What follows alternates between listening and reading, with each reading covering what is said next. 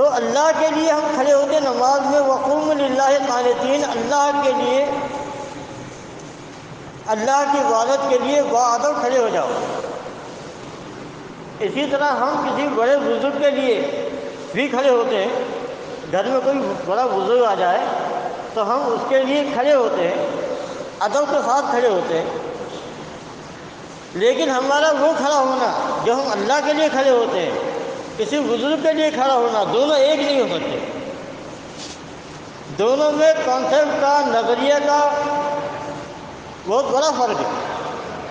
کسی بڑے بزرگ کے آگے ہم کھڑے ہوتے ہیں تو ہماری وہ کیفیت نہیں ہوتی جیسا کہ ہم اللہ کے آگے کھڑے ہوتے ہیں، خوشی اور خضوع کے ساتھ۔ ظاہر ہے کہ ہم کسی بزرگ کے آگے خوشی اور خضوع کے ساتھ نہیں کھڑے ہوتے، نہ اس کی عبادت کے لیے، والفاظ دیگر ہم اللہ کی عبادت کے لیے کھڑے ہوتے ہیں، جس طرح سے، جس انداز سے، اسی طرح من دون اللہ کسی اور کے ادب کے لیے کھڑے نہیں ہوتے۔ اگر کسی اور کے ادب کے لیے کھڑے ہوں گے تو اس شرک میں چلا جائے گا۔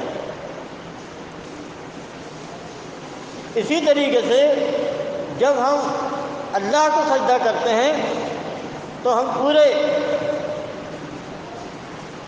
شعور کے ساتھ اور پوری اسی ترتیب کے ساتھ جیسا کہ شریعت نے بتایا ہے، لیکن آدم و یوسف کے سجدے کا اللہ نے ماہیت، اس کی حیت، اس کا طریقہ ہمیں نہیں بتایا، لہذا ہم ایسا سجدہ تو نہیں مان سکتے، نہ آدم کو نہ یوسف کو، جیسا کہ اللہ کو کیا جاتا ہے۔ لیکن فرشتوں نے آدم کو سجدہ کیا، یہ قرآن میں آتا ہے۔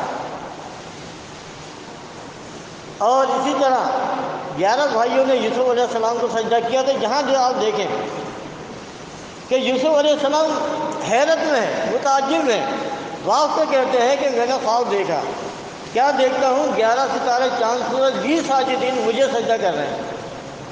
وہ متعجب کیوں ہوئے؟ انہیں تعجب کیوں ہوا؟ تعجب اس لیے ہو رہا ہے کہ وہ سمجھ رہے تھے کہ 11 ستارے، وہ سمجھ گئے تھے کہ 11 ستارے کیا ہیں، چاند سورج کون ہے، اسی لیے متعجب ہوئے، حیران ہوئے۔ پھر یعقوب علیہ السلام بھی کہتے ہیں، یا بنیا لا تقصص رؤیاک، تو اپنا خواب بھائیوں کو نہ بتایا۔ اگر بھائی کو بتائیں گے کہ مجھے 11 ستارے، چاند سورج نے سجدہ کیا، بھائی سمجھ جائیں گے ہم 11 بھائی ہیں،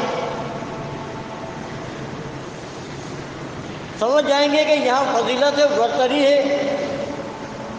یوسف علیہ السلام کی وہ اس برتری کا خاتمہ چاہتے تھے۔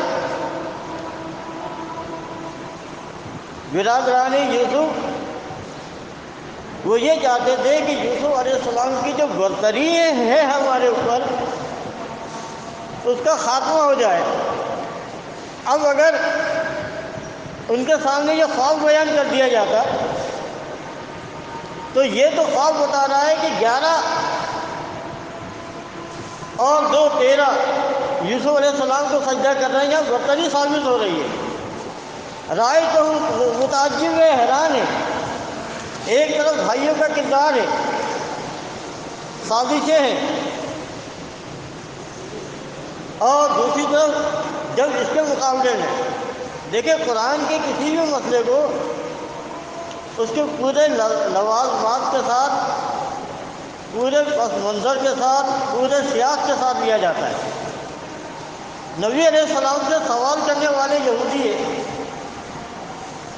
یہودیوں نے سوال کیا کہ بتاؤ یوسف علیہ السلام مصر سے کیسے نکلے؟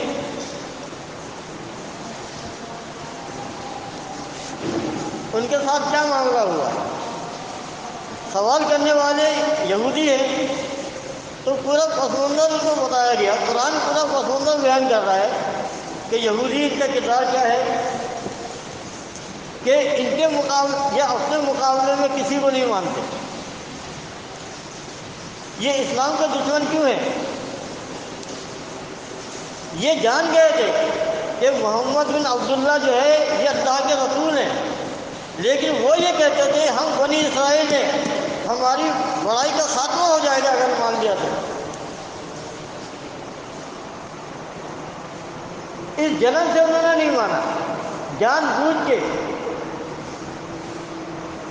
واقعات آتے ہیں روایات کے اندر کہ اللہ کے نبی مدینے میں یہودیوں کا بہت بڑا مدرسہ تھا، بہت بڑا۔ وہاں مدارس تھے، وہاں پہ یہودیوں کے بچے تعلیم حاصل کرتے تھے، دینی تعلیم۔ جیسے ہمارے یہاں مدارس ہیں، ایسے یہودیوں کے مدینے میں جو سب سے بڑا مدرسہ تھا، اللہ کے نبی وہاں پہنچ گئے اور ان سے کہا کہ تم اپنے بڑے عالم کو بلاؤ۔ وہ آیا، اللہ کے نبی نے کہا کہ میں تجھے قسم دے کے پوچھتا ہوں کہ تو یہ بتا کہ میں اللہ کا رسول ہوں یا نہیں۔ اس نے کہا کہ اللہ نے جو نشانی بتائی ہے آنے والے رسول کی، اس کے اوپر آپ پورے اترتے ہیں۔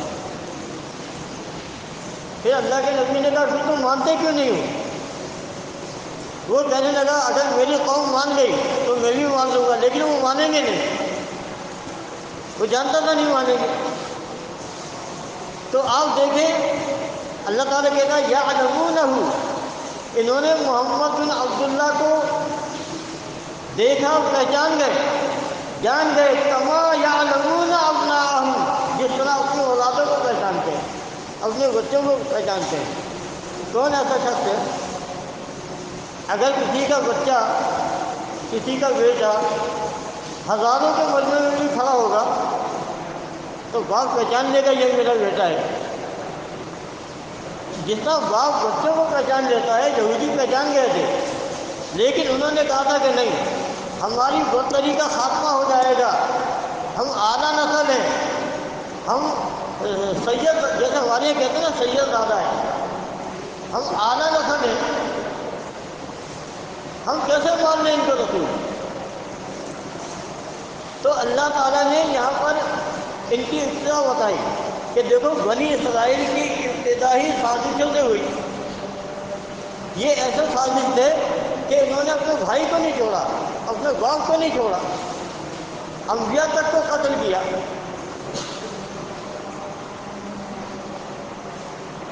تو یعقوب علیہ السلام تو اپنے بچوں کی نیچر فطرت کا علم تھا۔ انہوں نے کہا کہ بیٹا لا تقصص رویا کا، تو اپنا خواب اپنے بھائیوں کو نہ بتانا۔ کیوں نہیں بتانا؟ لا تقصص رویا کا علی اخوتی کا فیکیدوا لک کیدا، ورنہ تیرے خلاف تدبیریں کریں گے جب انہیں یہ پتہ چل جائے گا کہ یوسف نے خواب دیکھا ہے اور کہ 11 ستارے چاند سورج سجدہ کر رہے ہیں، وہ سمجھ جائیں گے یہ 11 کون ہے۔ جب ان کو پتہ چلے گا کہ یوسف علیہ السلام کو ہم پر برتری دی جا رہی ہے اللہ کی طرف سے، تو ان کی حسد و جلن میں اضافہ ہو جائے گا، وہ اس کے خلاف اور سازشیں کریں گے۔ تو وہ کہتے ہیں نہ بتانا، تیرے خلاف تدبیریں کریں گے۔ ان الشیطان للانسان عدو مبین، اور شیطان انسان کا کھلا دشمن ہے۔ اور پھر اس خواب کو سننے کے بعد یعقوب علیہ السلام نبوت کی بشارت دیتے ہیں، کہتے ہیں کہ قال کذالک، کیا کہا انہوں نے؟ وکذالک، اور ایسا ہی ہوگا۔ کذالک کے معنی ایسا ہی ہوگا، اسی طرح سے ہوگا۔ بیٹے نے خواب بیان کیا، بیٹے نے خواب بیان کیا، باپ کہہ رہا وکذالک، ایسا ہی ہوگا۔ یہ کبھی کا رب کا، تیرا رب تجھے منتخب کرے گا، برگزیدہ کرے گا۔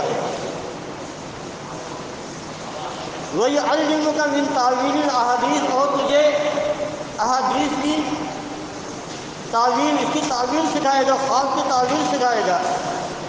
وَيَتِمُّ نِعْمَتَهُ عَلَيْكَ، اور اس پر اپنی نعمت پوری کرے گا، وَعَلَىٰ آلِ یعقوب کما أَتَمَّهَا عَلَىٰ أَبَوَيْکَ، اور آل یعقوب پر جیسا کہ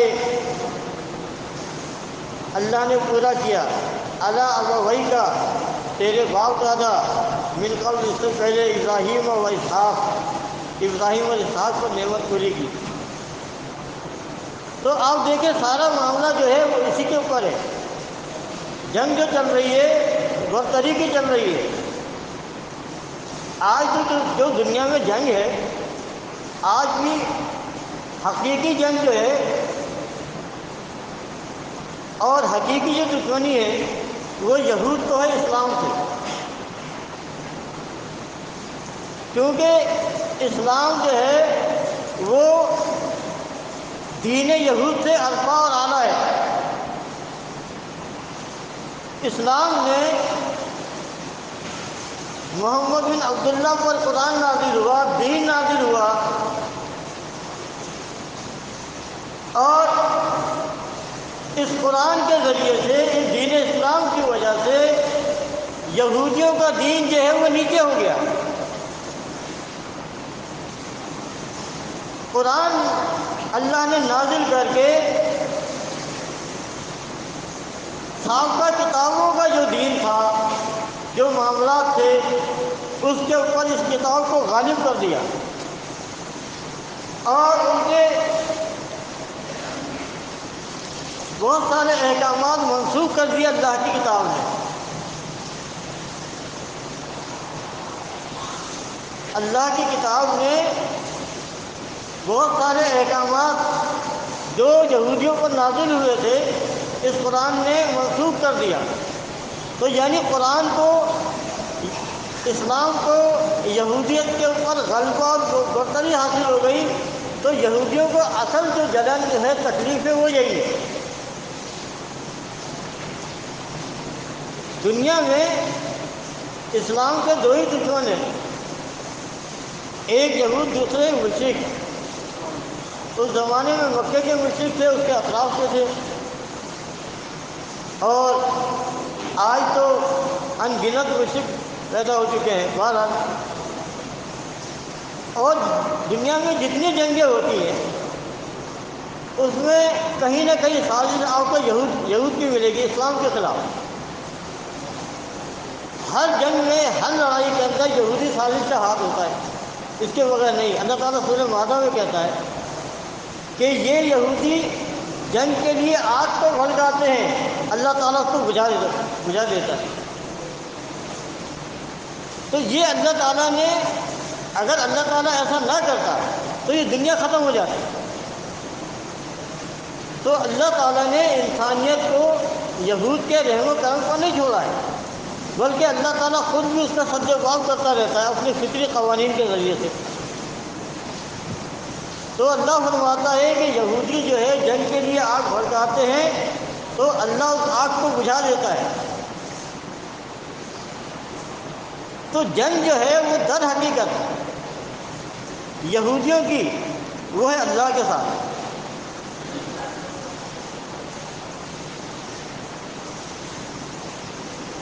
اور آپ دیکھیں اللہ تعالیٰ بھی کہتا ہے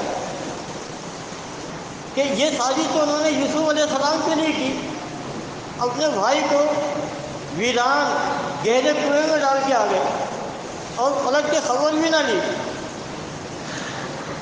کتنا بڑا ظلم ہے۔ یہی سازشیں یہود کرتے رہے۔ عیسیٰ علیہ السلام کے ساتھ کیا ہوا؟ ان کے خلاف بھی سازش کی، انہیں قتل کرنے کی، جان سے مارنے کی۔ بچایا کس نے؟ اللہ نے بچایا۔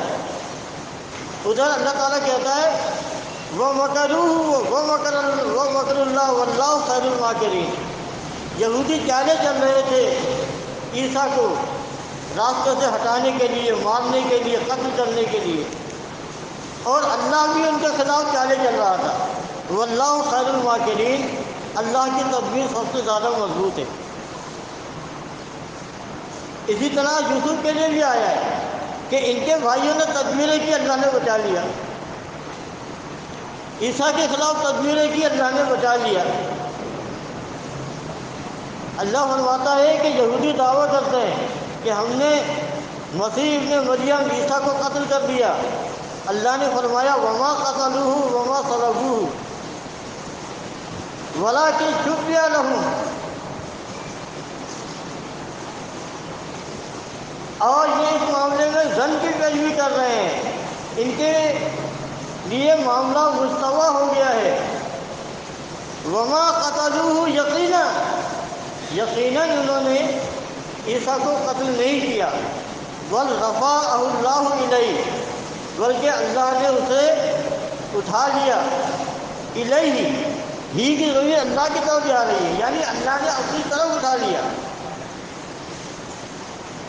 یہ نہیں ہے کہ اللہ نے کسی اونچے مقام پہ اٹھا لیا، کسی پہاڑ پہ اٹھا لیا۔ یہاں بھی یہ جو آ رہا ہے بل رفعہ اللہ الیہ، یعنی اللہ نے انہیں اٹھا لیا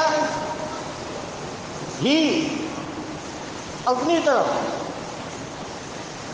اور اللہ کا اٹھانا اس کو اپنی طرف یہ ہے کہ اللہ نے بلند آسمانوں میں اٹھا لیا، کیونکہ اللہ تبارک و تعالیٰ عرش میں مستوی ہے، الرحمن علی عرش استویٰ۔ پھر فرمایا یدبر الامر من السماء الی الارض، پھر اللہ تبارک و تعالیٰ تدبیر امر کرتا ہے آسمان سے زمین کی طرف۔ یہ نہیں کہا زمین سے آسمان کی طرف کرتا ہے، تدبیر امر اللہ کرتا ہے آسمان سے زمین کی طرف۔ تو بہرحال اللہ تبارک و تعالیٰ نے یوسف علیہ السلام کو بچا لیا۔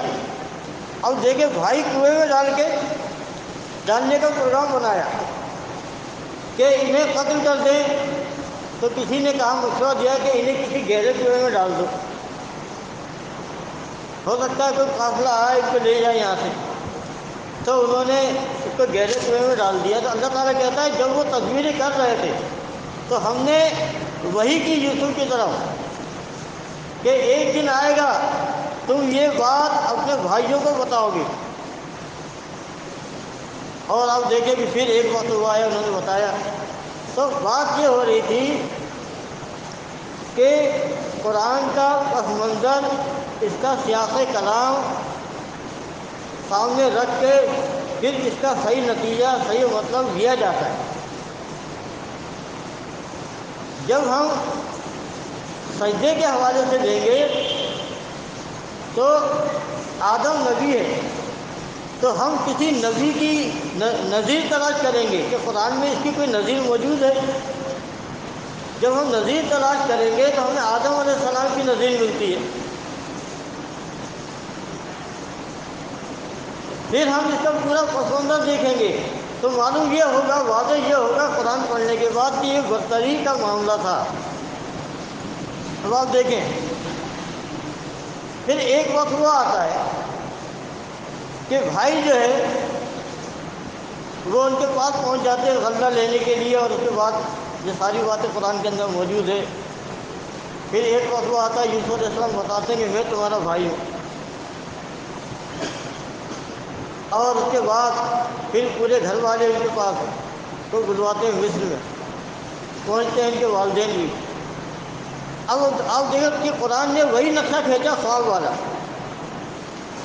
قرآن جو ہے نقشہ بتا رہا ہے کہ ورفع، دیکھیں اب ان کے خاندان والے جب مصر میں داخل ہوئے تو یوسف علیہ السلام نے ان کا استقبال کیا اور کہا کہ آ جائیں، آپ امن سے رہیں گے۔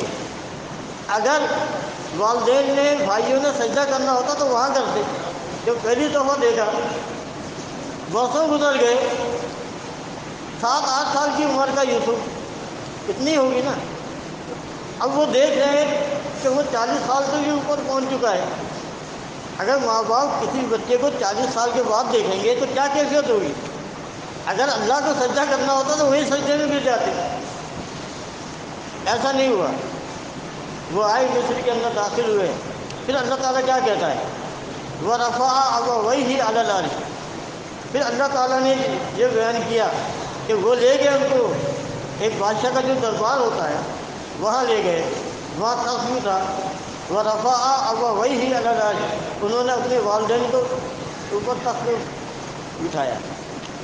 اب دیکھیں بادشاہ کا تخت ہوتا ہے، دربار بھی ہوتا ہے، سارے وہ لوازمات جو خواب میں دیکھا تھا لی ساجدین اب وہاں پورے ہو رہے حقیقت میں۔ تو اللہ فرماتا ہے کہ انہوں نے اپنے والدین کو اوپر تخت پہ اٹھایا، وَخَرُّوا لَهُ سُجَّدًا، اور سب اس کے آگے سجدے میں گر گئے۔ کس کے آگے؟ یوسف کے آگے۔ یہاں نام نہیں ہے، ضمیر ہے، نام نہیں ہے، ضمیر ہے یوسف۔ اب یوسف کے آگے کیوں بنتا ہے کہ جب ہم اس آیت کی تشریح کریں گے تو اس کا پورا پس منظر لیں گے جو قرآن نے بیان کیا ہے، اس کا سیاق کلام لیں گے تو خواب ہے لی ساجدین اور تعبیر خرُّوا لَهُ سُجَّدًا۔ خواب کو تعبیر سے تو خواب سے الگ نہیں کیا جا سکتا نا، دونوں کو سامنے رکھیں گے۔ اگر خواب ہٹا لیا گیا تو تعبیر زویا ہے کس بات کی؟ تو آپ دیکھیں خواب بھی، اچھا اسی آیت کے اندر خواب بھی آ رہا ہے، تعبیر بھی آ رہی ہے۔ یوسف علیہ السلام جب یہ دیکھتے ہیں کہ یہ سب سجدے میں گر گئے تو وہ کہتے ہیں یا آبتی ھذا تعویل رؤیایا من قبل۔ اب دیکھیں یہاں لی ساجدین آ گیا، رؤیایا میں لی ساجدین آ گیا، میں نے جو پہلے خواب دیکھا تھا یہ تعویل ہے خرُّوا لَهُ سُجَّدًا، کس کی تعویل ہے؟ لی ساجدین کی۔ تو آپ دیکھیں تعویل بھی آ گئی اور خواب بھی آ گیا۔ قد جعلها ربی حقا، اور اس خواب کو حقیقت بنانے کی نسبت اللہ کی طرف چلی گئی۔ قد جعلها ربی حقا، یعنی یہ جو خواب دیکھا تھا، یہ جو اس کی تعبیر ہوئی ہے، یہ تعبیر حقیقت بنانے والا ہے کون؟ ظاہر ہے جس نے خواب دکھایا اس نے تعبیر بھی بنائی۔ اب یوسف علیہ السلام کا خواب بیان کون کر رہا ہے؟ راوی کون ہے؟ اللہ تبارک و تعالیٰ۔ تو اللہ تبارک و تعالیٰ کوئی پریشان خواب تو نہیں بیان کرے گا، اے بھائی اللہ بیان کر رہا ہے۔ احسن القصص کہہ کر واقعے کی ابتدا خواب سے ہوتی ہے۔ دیکھیں کسی بھی واقعے کسی بھی قصے میں سے اگر آپ اس کا ابتدائی حصہ نکال دیں تو اس واقعے کی حیثیت کیا رہتی ہے؟ کچھ بھی نہیں۔ اور اگر اس کا انجام اینڈ نکال دیا جائے کسی کہانی کا، واقعے کا، تو وہ کہانی بیکار ہو جاتی ہے۔ آئی سمجھ میں؟ اگر ہم خرُّوا لَهُ سُجَّدًا کو نکال دیں تو واقعہ جو ہے وہ انکمپلیٹ ہے، واضح نہیں ہے۔ اگر لی ساجدین کو نکال دیا جائے تو پھر ھذا تعویل رؤیایا کہ یہ کس کی تعبیر ہے؟ تو نہ خواب کو تعبیر سے اور تعبیر کو خواب سے الگ نہیں کیا جا سکتا، الگ نہیں کیا جا سکتا۔ پھر اللہ تعالیٰ کی قدرت آ گئی، کیا قدرت آ گئی؟ جعلها ربی حقا۔ پھر یوسف علیہ السلام کہتے ہیں کہ اللہ نے مجھ پر احسان کیا، مجھے تم لوگوں کو گاؤں سے لے آیا، میرے بھائیوں کو ملوا دیا۔ انا ربی لطیف لما یشاء، یہ کام کیسے ہوا؟ خود بخود نہیں ہو گیا، یہ کوئی اتفاقی حادثہ نہیں تھا، اتفاقات نہیں تھے۔ انا ربی لطیف لما یشاء، اللہ تبارک و تعالیٰ کی تدبیر سے ہوا۔ انا ربی، بے شک میرا رب، لطیف کہتے ہیں باریک بینی سے کوئی کام کرنے والا، یعنی اتنی باریک بینی سے کہ سامنے والے کو پتہ ہی نہیں چلے۔ انا ربی لطیف لما یشاء، پھر اللہ نے اپنی مشیت کا ذکر کر دیا کہ یہ جو کچھ ہوا اس میں اللہ کی مشیت شامل حال تھی۔ کنویں سے نکالنا، جب کنویں سے نکالا تو کیا کہا اللہ تعالیٰ نے کہ واللہ غالب علی امرہ، اللہ نے نکالا، اللہ کی تدبیر تھی، اور اللہ کہتا اللہ کی تدبیر غالب رہے گی۔ تو آپ دیکھیں بالکل سمپل سی بات ہے، سیدھی سی بات ہے، اور ہم آدم یا یوسف کے ہونے والے سجدے کو جیسا سجدہ اللہ کو کیا جاتا ہے ایسا نہیں مانتے، کیونکہ اللہ کا سجدہ اللہ کے لیے خاص ہے۔ اللہ کو سجدہ کیسا کرنا ہے یہ ہم نے قرآن و حدیث میں بیان کر دیا ہے، اس کی خاص حیت بیان کر دی ہے۔ ایسا سجدہ مخلوق کو نہ آدم کو مانتے ہیں نہ یوسف کے لیے۔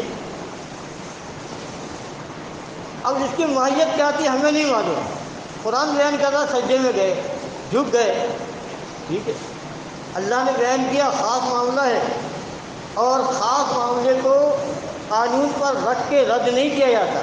خاص معاملے کی اپنی اہمیت ہے، خاص معاملے کی اپنی اہمیت ہے، اور قانون کی اپنی اہمیت۔ قانون ہے 2 زندگی 2 موتوں کا، لیکن عزیر کو اللہ نے 100 سال کے بعد زندہ کیا، یہ خاص معاملہ ہے، معجزہ ہے، اس کے ذریعے سے قانون کا رد نہیں ہوگا، قانون اپنی جگہ برقرار رہے گا۔ یہ استثناء معجزہ اور خاص میں چلا جائے گا۔ قانون یہ ہے مرد اور عورت کی ملاپ میں بچہ پیدا ہوتا ہے، استثناء اور خاص اور معجزہ یہ ہے کہ عیسیٰ علیہ السلام بغیر باپ کے، آدم بغیر ماں باپ کے پیدا ہوئے، یہ خاص معاملہ ہے۔ قانون کا رد خاص سے نہیں ہوگا۔ اکثر مشرکین کیا کرتے ہیں کہ معجزات اور جو خاص معاملات ہیں ان کو قانون پہ لاتے ہیں، ٹھیک ہے۔ اللہ کہتا ہے کہ ہم زندگی دیتے ہیں، ہمیں موت دیتے ہیں۔ مشرکین کہتے ہیں کہ پیر جیلانی بھی مردوں کو زندہ کر دیتا ہے، دلیل وہ کہتے ہیں عیسیٰ علیہ السلام نے مردوں کو زندہ کیا۔ تو اب وہ کیا کر رہا ہے کہ پیر جیلانی اگر ان کے یہ سارے اولیاء اللہ مردوں کو زندہ کرنے کی طاقت رکھتے ہیں تو اللہ کا قانون تو ختم ہو گیا، اللہ کا قانون تو ختم ہو گیا۔ تو استثنائی معاملات سے قانون کا رد نہیں ہوتا، قانون اپنی جگہ برقرار رہتا ہے۔ تو قانون یہ ہے 2 زندگی 2 موت، قانون یہ ہے کہ سجدہ اللہ کو، لیکن خاص معاملہ یہ ہے کہ آدم کو یوسف کو سجدہ ہوا، اللہ نے قرآن میں بیان کیا، جن کے لیے بیان کیا ہے معجزہ خاص استثنائی معاملہ جن کے لیے بیان کیا گیا ہے ہم انہی کے لیے مانتے ہیں، کسی اور کے لیے نہیں۔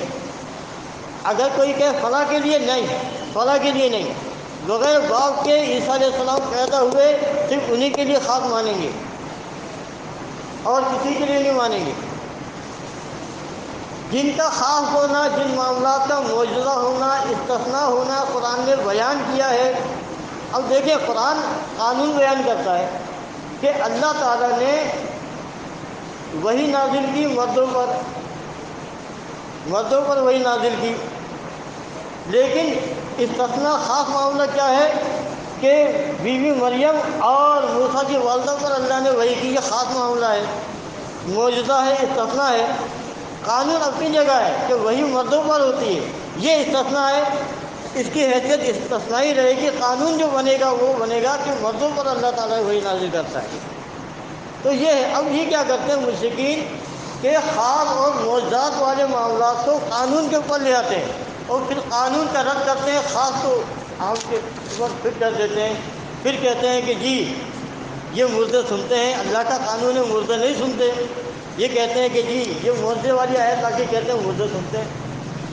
تو معجزے کو معجزے کی جگہ رکھا جائے گا، قانون کو قانون کی جگہ پہ رکھا جائے گا، تو کوئی ٹکراؤ، کوئی کنٹروڈکشن پیدا نہیں ہوگا قرآن کے اندر۔ لیکن جب تجاوز کیا جاتا ہے تو اس کے بعد پھر کنٹروڈکشن پیدا ہو جاتا ہے، پڑھنے والا الجھن میں آ جاتا ہے کہ ایک تو اللہ تعالیٰ کہتا ہے 2 زندگی 2 موت اور عزیر کو تیسری زندگی دے دی، یہ کیا ہے؟ کنٹروڈکشن نہیں ہے، وہ اللہ کی قدرت ہے، قانون نہیں ہے، خاص معاملہ ہے، عام نہیں ہے، استثناء ہے، معمول نہیں ہے۔ اس کو اگر سمجھ لیں گے تو پھر قرآن کو سمجھنے میں بہت آسانی ہو جائے گی، کہیں کوئی الجھن نہیں ہوگی۔ اللہ تبارک و تعالیٰ توفیق سے اقول قولی استغفر اللہ لی و لکم ولسائر المؤمنین۔